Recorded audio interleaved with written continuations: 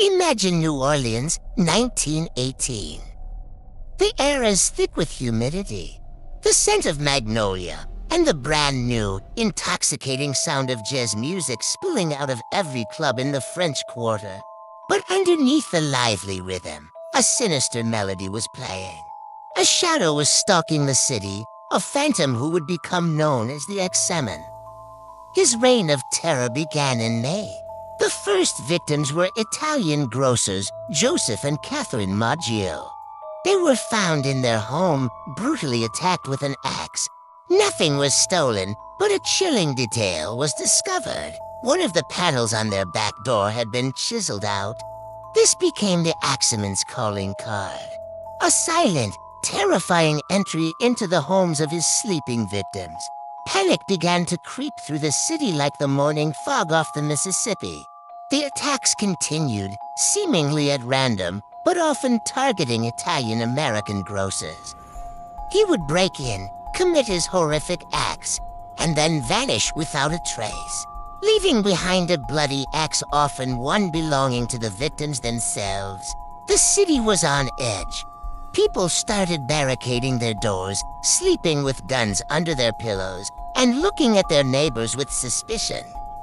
Who was this phantom? And why was he doing this? And then, in the spring of 1919, the story took a bizarre, almost theatrical turn. A letter, claiming to be from the Axeman himself, was sent to the city's newspapers.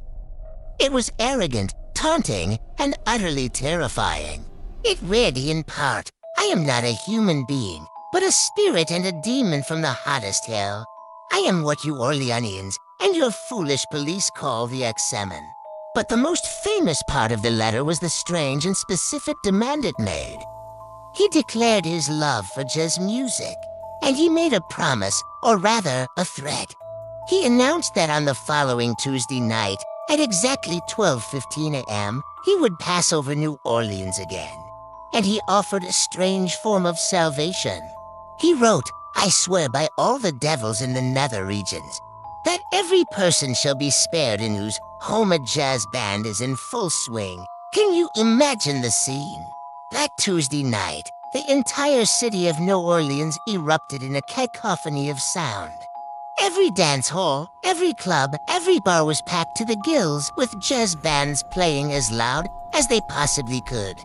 But it wasn't just the public places.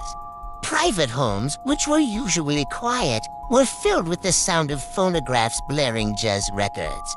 People who didn't even own a record player invited friends with bands over. The entire city became one massive, frantic jazz concert, all to appease a murderous demon. The night was a strange mix of celebration and absolute terror. People were dancing, but they were dancing for their lives. And you know what? It worked.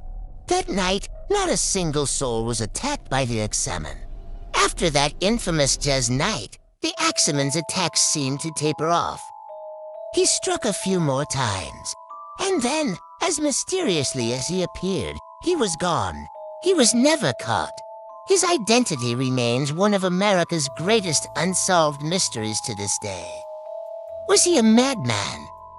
A demon, as he claimed? Or was it all a terrifying, deadly prank?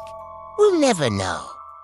But his legend lives on, a dark and dissonant note in the beautiful, chaotic symphony of New Orleans history.